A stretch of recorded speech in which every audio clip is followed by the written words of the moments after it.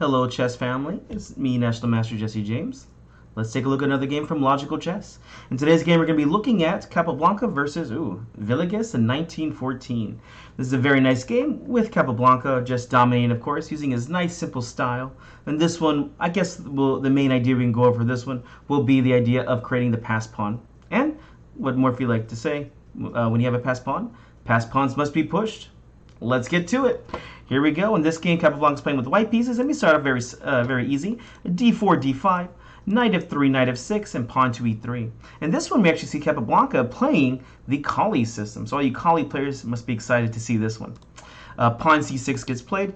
Definitely not the most challenging way to play against the Colle. I'll recommend that you guys try the pawn to c5 idea. This gives a better equality.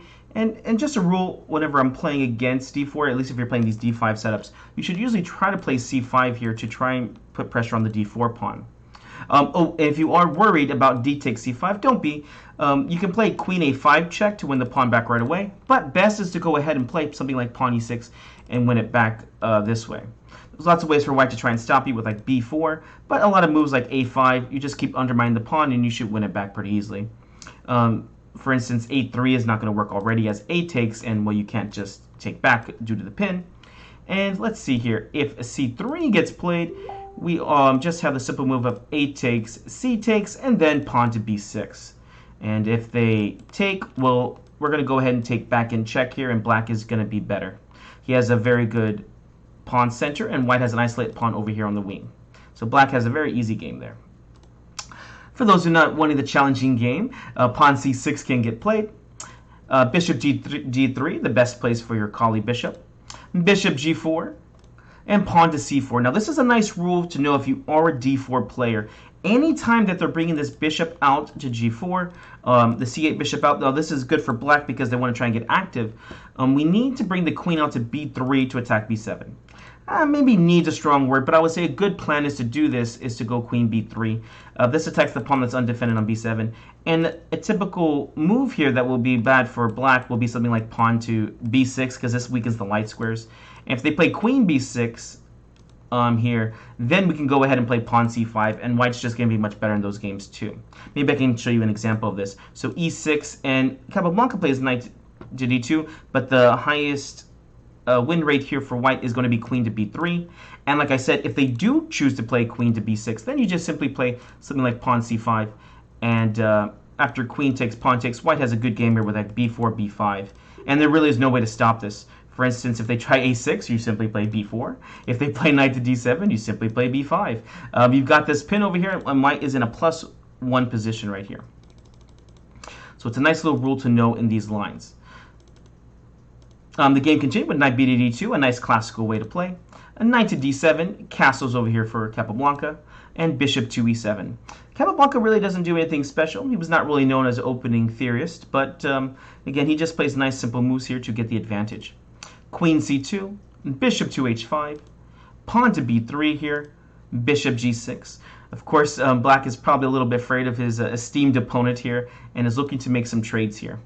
One of white's main idea in the Colle is to try and play this pawn to e4. So this bishop g6 is understood. I don't think it's particularly good, but I do understand it. Taking on g6 here, for white, it is a move. I wouldn't recommend it until black has castled, because after h takes, black may have some ideas about queen c7 and maybe putting pressure on h2. Who knows? Maybe black's king will actually be safer in the center. It really just depends what white does in this game. So I like how Capablanca plays here. He just plays bishop to b2. And here he's developed all his pieces very nicely. Bishop takes d3, queen takes d3, and castles here. All right, here's the plan. What should we do here? Where should we place our pieces? Here, Capablanca decides to just go ahead and open up the center, which again, this is one of the main ideas, is to play pawn to e4. So he goes ahead and prepares this one more time and plays rook a to e1. Queen to c7 gets played, and here we go, pawn to e4. Pawn takes on e4. This is pretty much forced here as, well, what else can you do here? A timid move like rook a c8 will already give white a huge advantage after pawn to e5. They say whenever a pawn's on e5, you should attack. Why is this so? Well, because the knight is the main defender for h7. Whenever you're castled, h7 is one of your main weaknesses.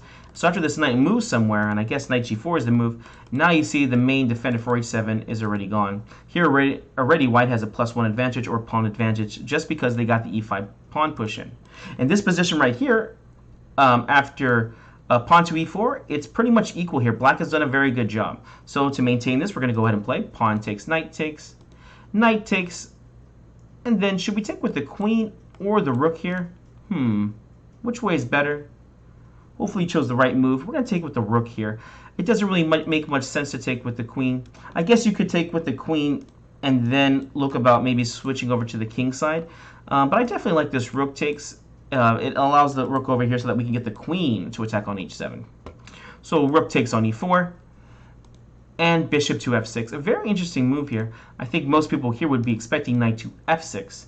And here there is a few different moves that white can play here. Of course, rook h4 is an idea, although that might be a little too aggressive now that we have the new knight in the game. Rook e3, I must say I do like. It allows the rook to get Capablanca's rook, which is named after the player we're going over today, which is basically put the rook on top of the pawn so it can slide back and forth. And here with this rook lift, again, we can look about rook h3 plans if necessary. But bishop f6 gets played, and this is, I think it's probably a weird looking move, but it's actually a very nice move here for black.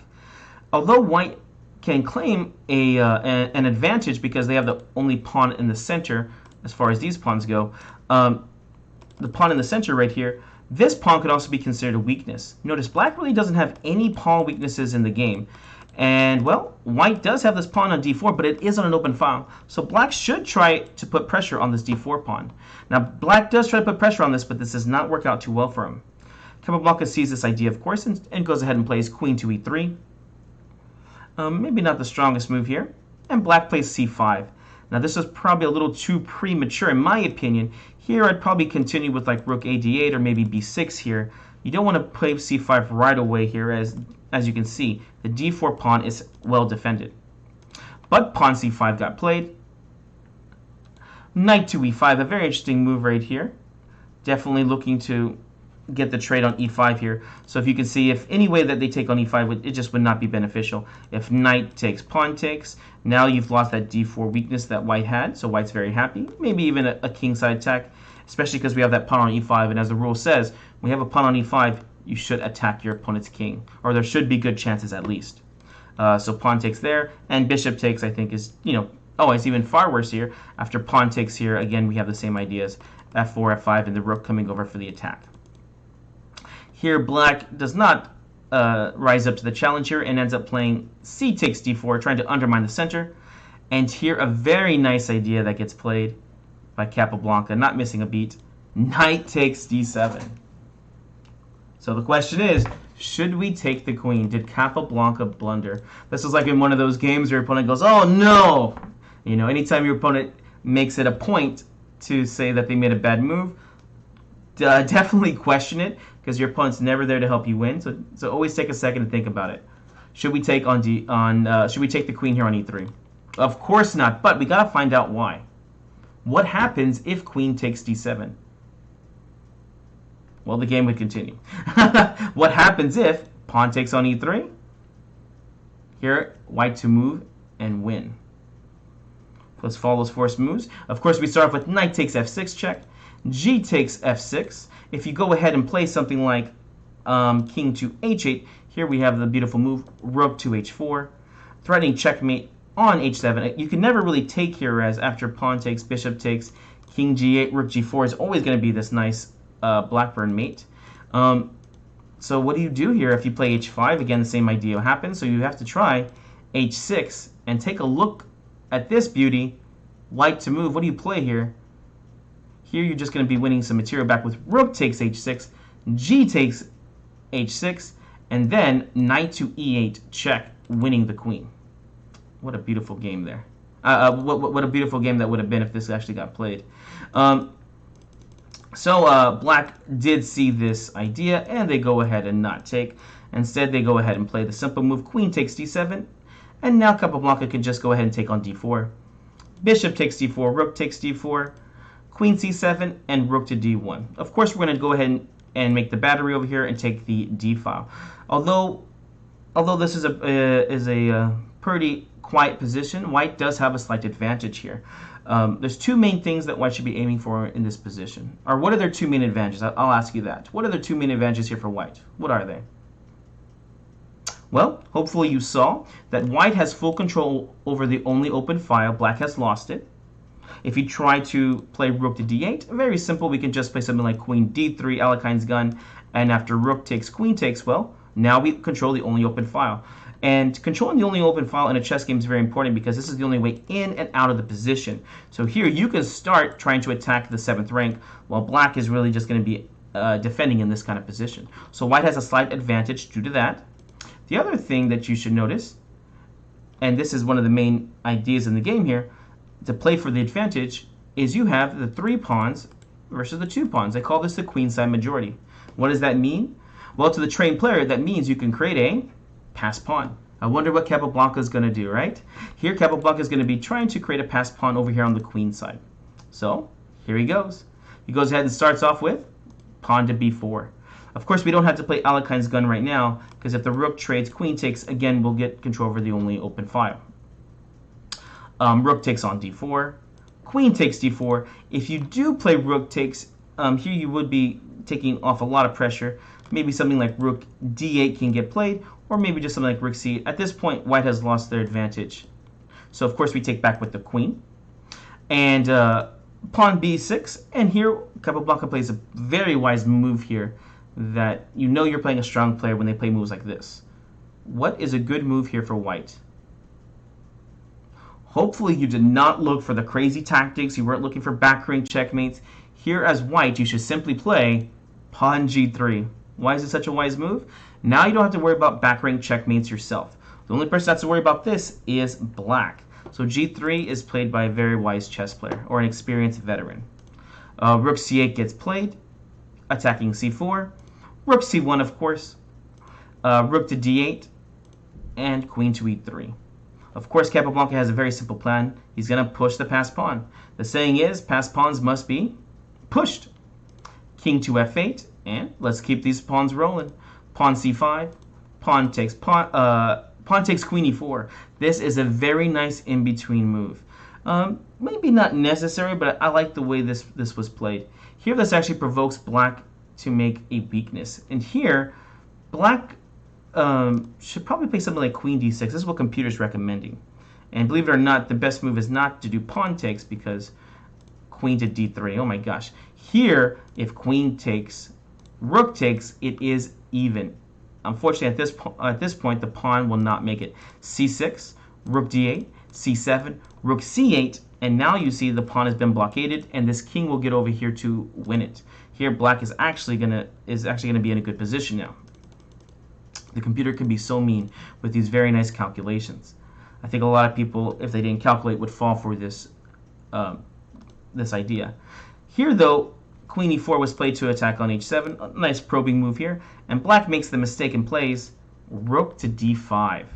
At this point, now white has a very good position. What do we do in this situation right here? Should we grab on h7? Taking on h7 would actually be a bad idea. Here it's again an equal position. Queen d6 gets played, and if you take, check, rook takes, queen takes, and all of a sudden, this is becoming very annoying, right? If you don't actually win the pawn there. So, taking on h7 is a bad idea. Capablanca sticks to the main idea, though. It's always good to remember your main idea and stick to it. Pawn takes on c5. Wait a second, can't we just play rook takes c5? Hopefully you don't fall for this. Rook takes c5 would be a very bad blunder. What do you play here to win? Simple chess here. Practice your tactics, guys. Queen to b4 here, just pinning and winning. Here the game ends very soon. After this bad move, pawn to g6. Pass pawns must be pushed, c6. With each step, this pawn becomes stronger and stronger. King g7. Pawn to a4. A nice move here, just keep adding more pressure to the position. Obviously, the blockading square here for black is c7. And here, rook to d6, and now it's game over. Final part of the game. White to move and win. What should we play here? Hopefully you found it. The idea is very simple here. The main idea is to get the pawn across the board, and here we see the blockator is the queen. The queen is actually overloaded here, trying to defend the rook and also the c7 square. You see it now? Queen e5 check, f6, and now the simple queen takes d6 here, making your opponent fall out of their chair. Queen takes on d6, c7, and it's game over. Capablanca had such a simple a simple style, yet so strong here. Even though you understand what he's doing, it's really hard to stop it. Well, I hope you guys enjoyed this game. Remember, passed pawns must be pushed. I'll see you in the next game.